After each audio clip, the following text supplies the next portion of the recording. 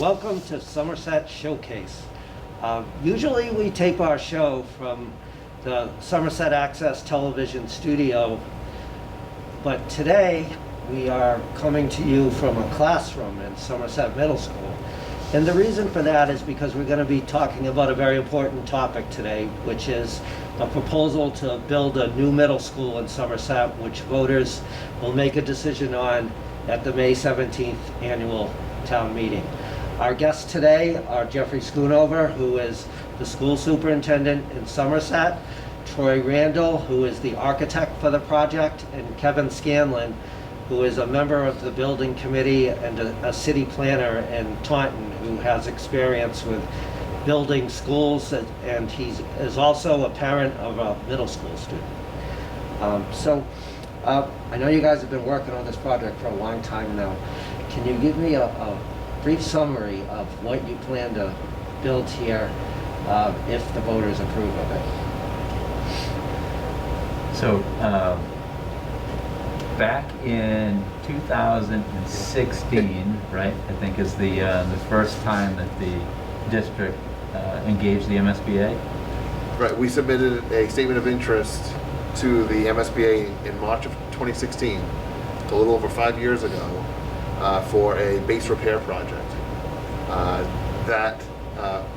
The MSBA sent a team of architects, experts, out here in October of 2016 to tour the building, and then we found out in December of that year that our project was rejected from them for base repair. We were strongly encouraged to resubmit a statement of interest applying for the core program, a larger project. So that was submitted in March of 2017, and that's the project that has ultimately led to us being here today.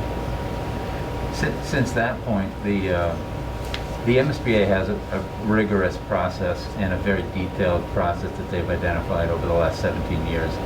And once the district is approved to move forward into the feasibility study and schematic design, there are several steps that are required in order to get to where we are today. The first is to do an evaluation of the existing conditions. So there are a number of engineers and professionals, both site and building and structure, that has looked at the existing building educationally, from a code perspective, mechanically, electrically, from the site to the soils. That's all one component, looking at the existing conditions. The second is starting to look at addition renovation options and also new construction options. And the building committee, the district administration, the faculty and staff, and in some case students, were involved in the entire process and looking at 24 different options from the beginning until where we are today. That starts with educational visioning. It starts with educational programming for both renovation, addition, and new construction. And so a lot of work has gone into getting to this point where we are today with a single project. And that's one of the requirements, is that after the preferred schematic design phase into schematic, the district has to move forward with one single project and the best project for the district, long-term solution. And so in this case, we're proceeding with the single project, 6th through 8th middle school, 124,200 square feet, and that's where we are today. Yeah, George, if I may, just to, there's a lot of jargon that gets thrown around in these things, and the thing to take from what they've just said is, we went, when I go around town, I hear a lot of people saying, oh, they should just repair the school. Isn't that still an option? And if you've really gone through and looked at the process that's happened, we went to the state originally to do just that, repair the school. And the state said no. They said your school is in too bad of a condition to do that. And that's what led to that initial rejection that the superintendent referenced, and led to the process that we're currently in. And that process requires you to look at and quantify what that repair would cost, even though they're not going to pay for it or participate, as well as fixing this and doing an addition or a new school. And as we go through the process, you'll hear about how we got to the point of designing all those different options, and ultimately the most cost-effective option was a new school. It's not that anybody here wanted to build a new school.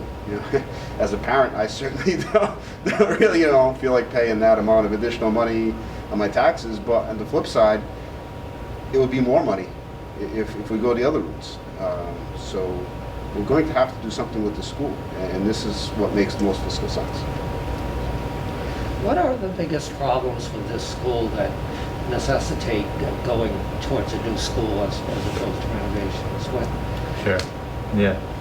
So I'll just start, and then we can Please. infill. But as part of that evaluation of the existing conditions, looking at the site as one component, and the surrounding area, whether it's the fields or the back of the building where there's water infiltration issues, and parking, the backup that occurs that we just went through this afternoon for the pickup and drop off, significant issues all along from the site.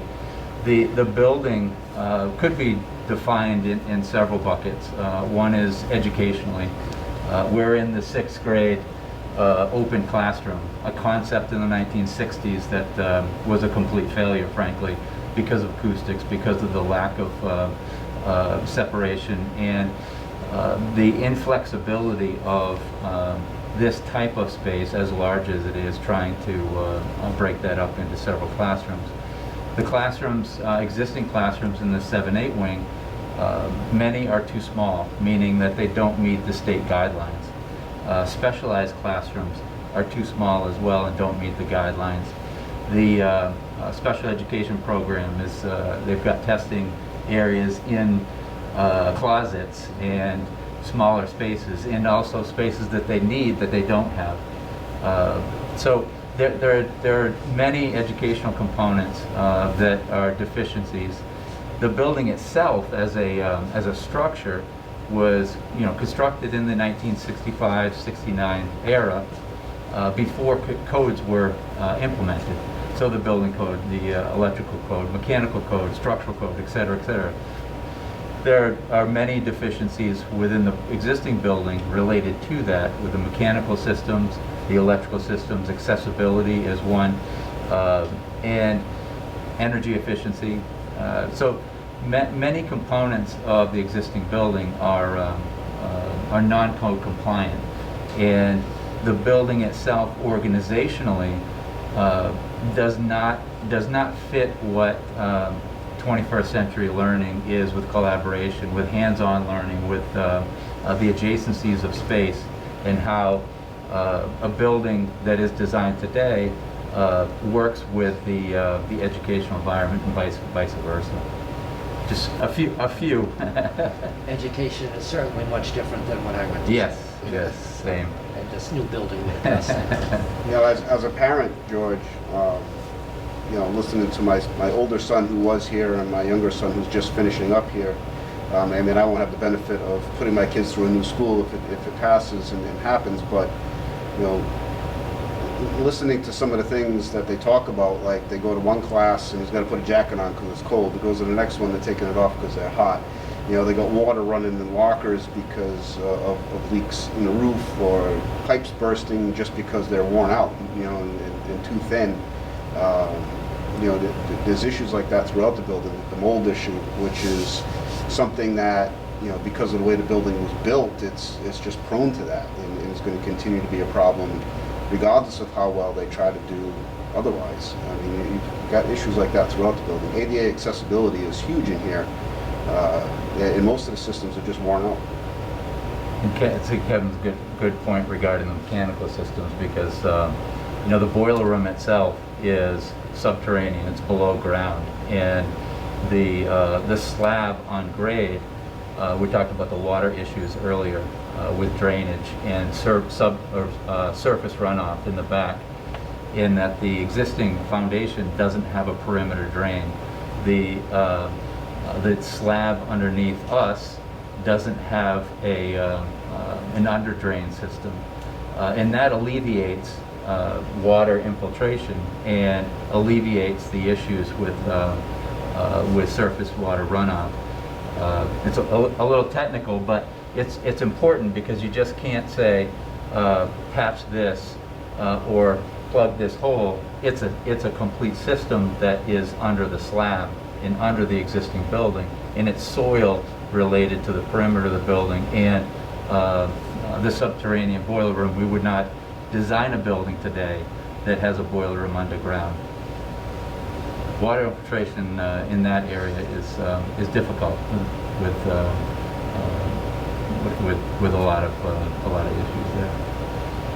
And just the way education has changed too, as we were saying, there's certainly more reliance on technology. Technology requires things to be plugged in. And in this classroom right now, I can see 2 outlets in this entire classroom.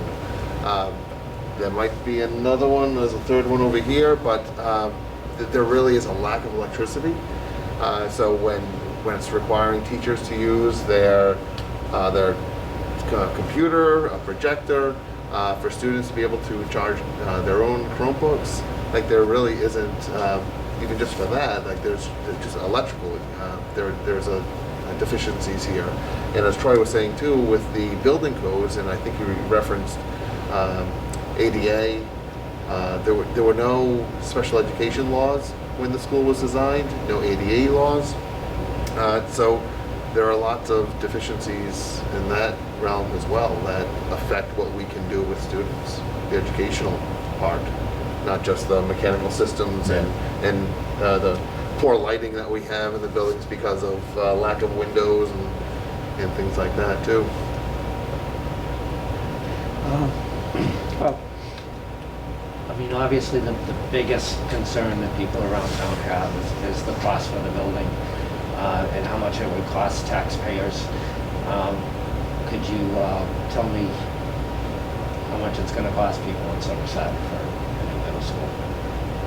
So we're just back up just a second regarding cost. Is through the feasibility study process, the Massachusetts School Building Authority requires certain stages in the process that cost estimates conducted by third parties, like cost estimators that just do cost estimating.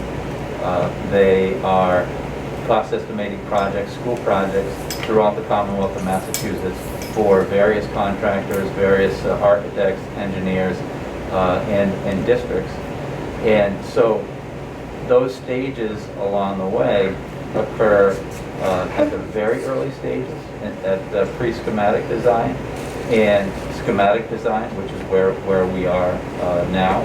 And then it will continue through design development, 60% construction documents, and then up to 90% construction documents. So the construction documents is the bidding documents that the contractor will bid to provide a price for the project. So I say that because the important component of that is there are multiple stages along the way that the cost is identified to maintain the budget. And they're conducted by independent third-party estimators. It's not conducted by anybody here. It's not conducted by somebody other than third-party, and there are multiple of them, multiple third-party estimators. So at this point in the process, the cost estimators have identified a construction cost of about $70 million and a total project cost of $85 million. And so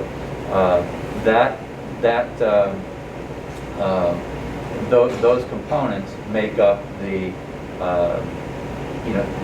stage in which the district has engaged a third-party financial advisor, Hilltop Securities, to evaluate what the market is doing from a bonding situation, and they evaluate several scenarios which have been presented during the public forums. And so the cost per I don't have actually I think I might have it here, the actual cost from the presentation. Here we go. So in a situation where you have a 20-year term then a per year at the median value of $311,000, the per year cost is $390, and then the per month is $33. If the district decides a 25-year term, that's $340 per year, or $28 a month. And then a 30-year term is for the average home cost of $311,000 is $302 at $25 a month. I think it turns out to be $8 a month per $100,000 property value. So that gives you a sense of where the project is and what the cost is and what the taxpayer is asked to support. There's been some concerns brought up at the community forums about inflation or escalation, and with the increases in building materials that we've had during the pandemic. Is this all being taken into consideration when we're doing those estimates? Yeah, it absolutely is. And the estimators are seeing right now over the last quarter, answer that in two parts. One is the first is related to the lumber costs, or the construction material costs, which most of the increase has been with lumber, 2 to 3 times the price that it was a year ago. And just to put that into context, in a residential market, it's definitely hitting the market really hard. However, in a school construction market or a commercial market where the lumber is, the cost of lumber, or the percentage of the cost relative to the overall project, is about 1%. So the net effect of cost increases related to lumber is going to be really small. The second component of that is what our estimators are finding the last quarter of 2020 and the first quarter of 2021 is over, I think it's 8 to 10 projects that have, the bids have opened, that they're seeing a 5 to 10% decrease, bid savings in the bids as compared to the estimates. So they're actually seeing the reverse of what's happening in the residential market is a bid savings. Now, that's not projected to continue. They have a built into the project here.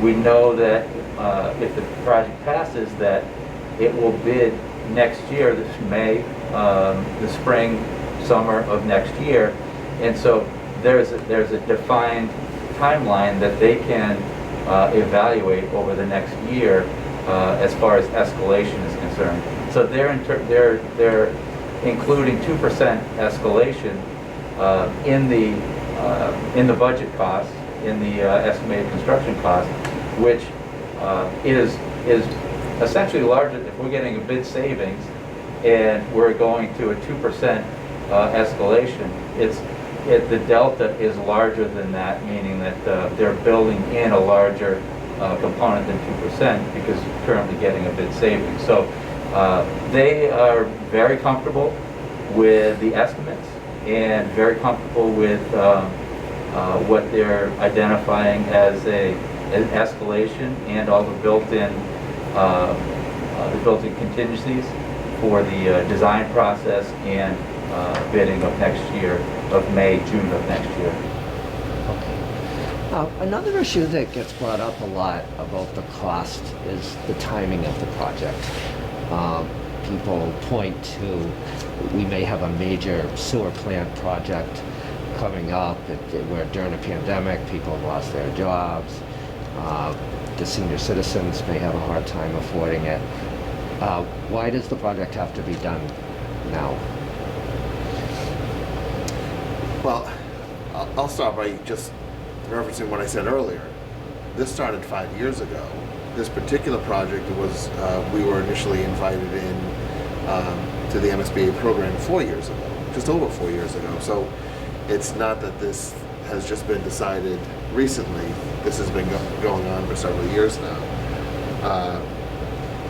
In terms of the the cost of the project. We know that this building needs some significant work. The state has already determined that base repairs are not a sound option, and we have explored what those base repair options are and what other projects that would be triggered by conducting some of those base repairs. And it's going to be, would be a significant cost. And there might not be an opportunity from the state to support us in this project as well.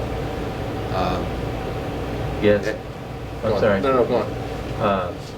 It really is in any district that has the opportunity to partner with the MSBA, and in this case, have the MSBA pay $31 to $32 million of the project. It's an opportunity that that most districts take advantage of, because part of the SOI process, there are about 18%, 20% of the applicants that are still are in need of a project. The other 80% do not move forward or do not get accepted into the project that are in need. So 18 to 20% get accepted by the MSBA, identified as there's having a need. The other 80% still have the need, but the MSBA doesn't have the money to fund all projects every year. So if the district doesn't move forward with the project, then it's highly likely that the opportunity will go to another district. They will fund that, use that $31 to $32 million for another project in the Commonwealth. And additionally, as Jeff mentioned, the need is there. It's been identified, and it doesn't mean if there's a no vote, then the project, this building still needs updates. It still needs a lot of work because of all the reasons why, what we talked about earlier. And so that in and of itself is going to trigger compliance with the accessibility code, with compliance to the fire code, and then it goes from there. So you've got the mechanical, electrical, structural code, and then all of those components add up to at a minimum $37 to $40 million that gets triggered as part of those projects, and they need to be staggered over many years, and it's an occupied building, so you've got a scheduled project. So there's the need doesn't go away. It just gets extended for a long period of time. You still have all of the challenges of the existing building, educationally, structurally, mechanically, and so it doesn't go away. Now, if we talked about earlier the if there's a no vote, and then perhaps it goes to the next special town meeting in the fall to try again. The further the project moves out, new project or not, the more it's going to cost because of escalation and because of increased construction costs. So it's something that will not go away. And just to make a connection to Somerset Berkeley Regional High School, one of the numbers that Troy worked in comparing the high school, if the high school were built today, or went out to bid today, rather than the $80 million that building costs to construct, by the construction costs of today's standard, it would be $144 million. That building is only 7 years old at this point, and it would be $64 million more today than what it was just when it was bid in 2012. Yeah, right? That's right. Yeah. So delaying is significantly more expensive as well.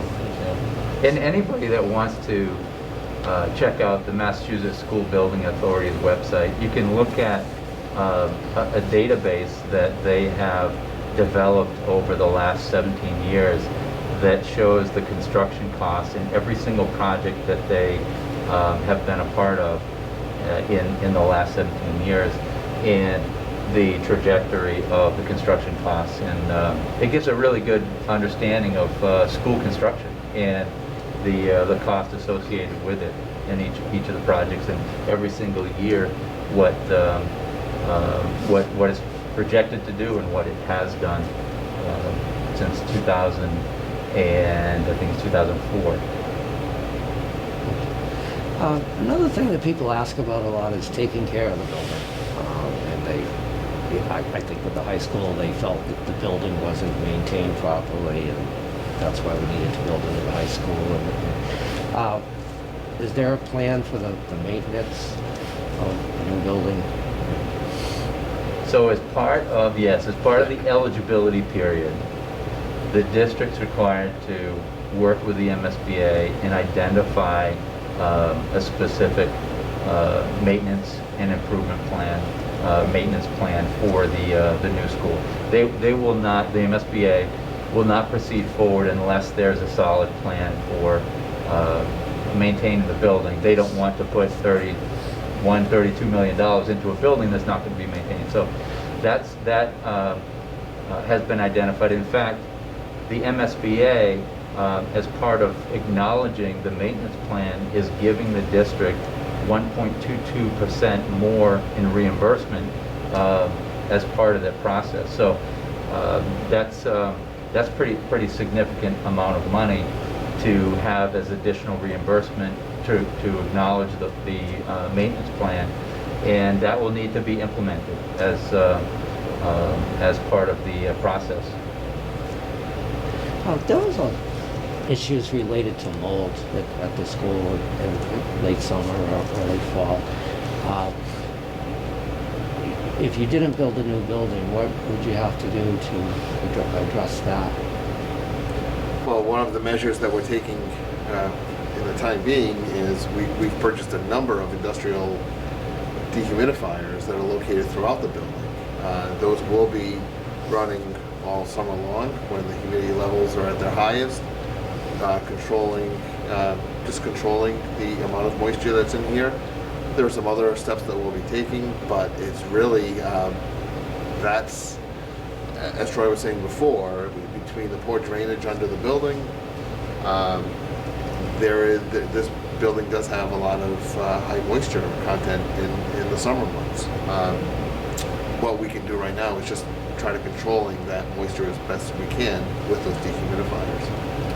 One thing that I'll just add, and it's not necessarily for the existing building, but I'll just talk a little bit about the proposed classrooms and in the proposed new building, in that each of the classrooms with the engineering and technology with today's classrooms and today's mechanical systems, electrical systems, that there are many components to a classroom that improve the indoor environmental quality, and that ranges from the mechanical systems and the amount of ventilation, the natural ventilation, outside air, to CO2 detectors that detect how many or with the quantity of CO2 based on the amount of people in the classroom, that then changes the air cycles and increases the air cycles.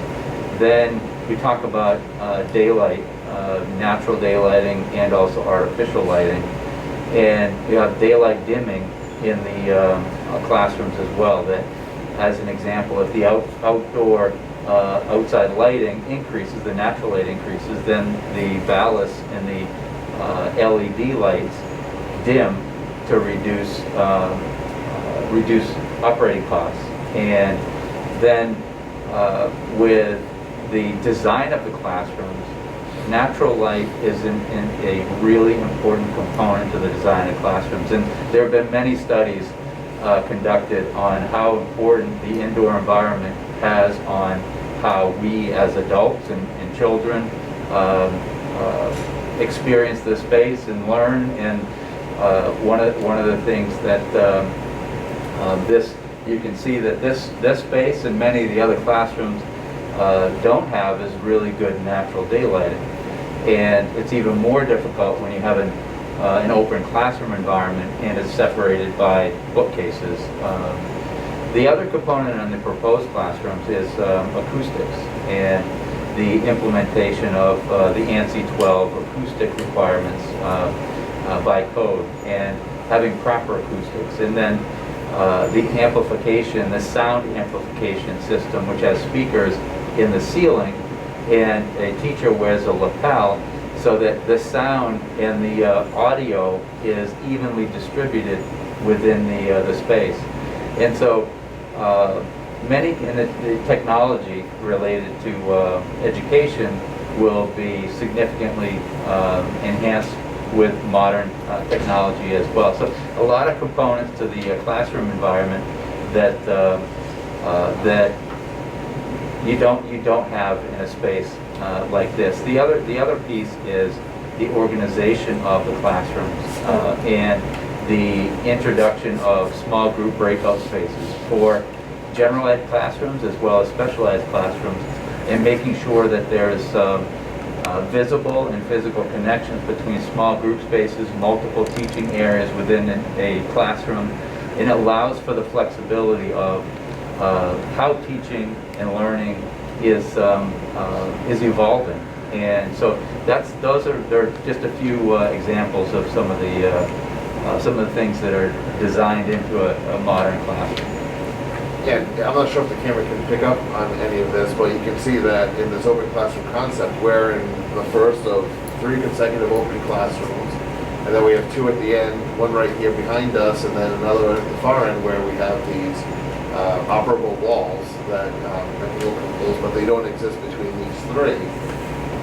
We do have some daylighting over here, but we have windows that is really a sliding glass door that we can't open, that we should not open, because it poses a security risk if we do, because that provides access directly from the outside to the classroom. So even though we have these tall windows, we can't open them up, so we cannot provide that fresh air that buildings need for a healthy environment. Otherwise, we'd be posing a security risk for the buildings.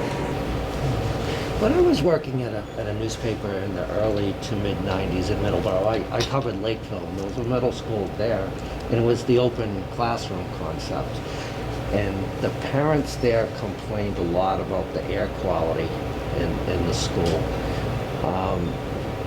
to the point where they did end up doing something about it and built a new school there, because I guess the heating, ventilation, and air conditioning system didn't do a good job of keeping the air quality good in that school. Would that also help with the new building as far as improving the air quality? Yeah, what you have here is, if you think about the distribution of air and the collection of air, the supply and the returns, not only is the system almost 55, 60 years old and antiquated and inefficient to run, you're in an open classroom concept. The supplies, you can see the supply grills in the ceiling, are distributed, but the returns are not distributed as much as they probably should be. In fact, in the 1960s, the engineering of systems were completely different, and so the airflow and the air circulation would be completely indifferent in a new building as it is as compared to what you see in today's open classroom, and even in regular classrooms with unit ventilators. This school is about 56 years old. What is the life expectancy of today's buildings? The buildings today are designed for a 50-plus year lifespan, and so that's what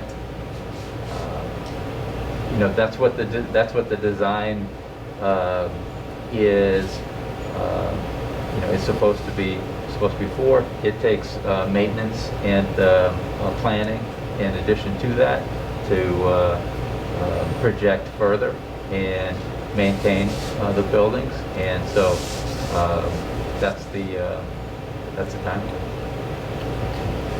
Many buildings are older than 50 years old. That is for sure, as we know. Yes. I think there's some buildings at Harvard. Yeah, exactly. Very old. Well, you know, it's interesting, George, because, you know, we talk about, you know, you mentioned Harvard, and the buildings built in 1900 built completely different than buildings built in the 60s and 70s. In fact, the buildings in the 1900s are bulletproof. They will last a really long time because the overall bones of the building and the way they were designed and constructed are different than the 60s and 70s. In the 60s and 70s, and even some of the 50s, the buildings were built as the baby boomers of, you know, after World War II, where it was just, you know, an expansion of population at that point. And so the construction of these schools, of this era school, was done in a time when materials were cheap and when they had to construct buildings really quickly in order to house all the new kids that were growing up in the baby boomer era. And so the less expensive construction and the methodologies really exist in that range of you know, 60s, 50s, 60s, 70s, in that range of building types. The 1900s, we've renovated a series of buildings that are built in the early 1900s and even the late 1800s that are fantastic buildings that have the bones and the structure to accommodate modern technology and modern education. But these buildings just don't have the longevity that some of those others do. So, if this proposal got turned down at town meeting, what would you do? What would be the course of action for the school?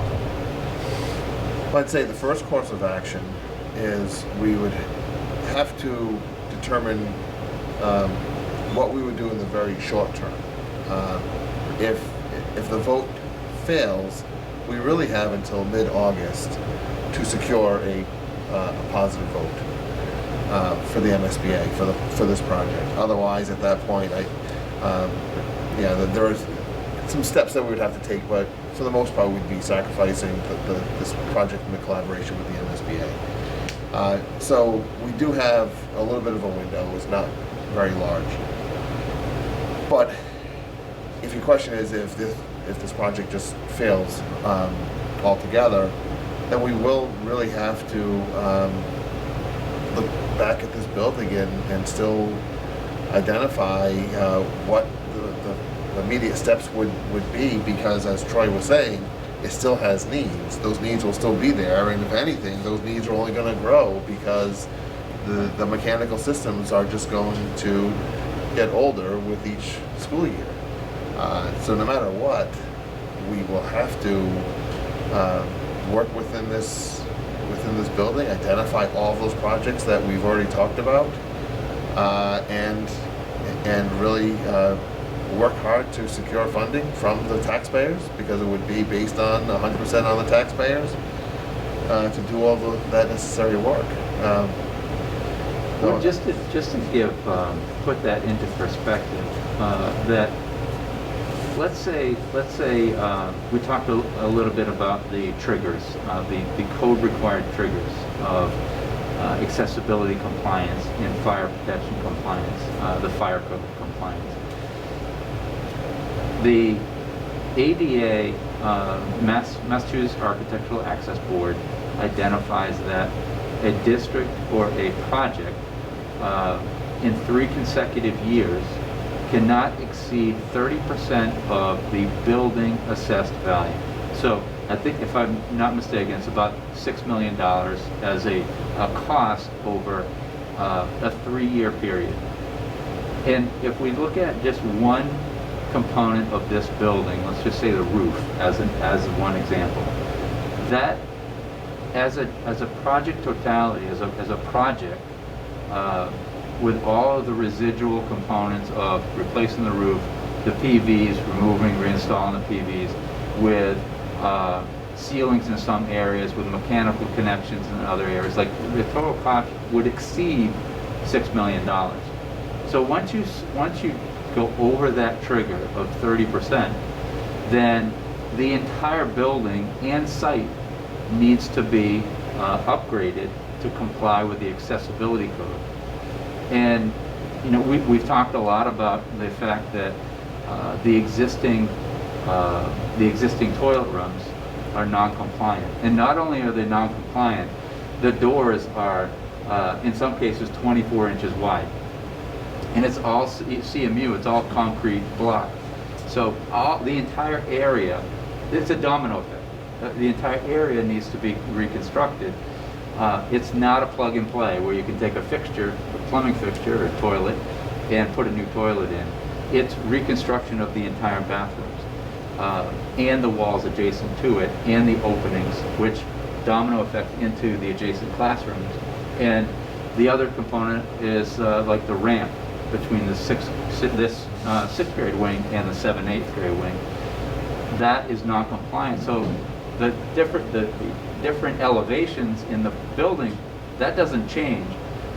Everything around it changes, meaning you've got to have a ramp that is compliant. So you're going into some spaces, you're going into other spaces, and that project expands. So when we talk about code compliance and the triggers, it results in a situation where estimated at this point within a certain period of time would be $37 to $40 million just to make the building code compliant.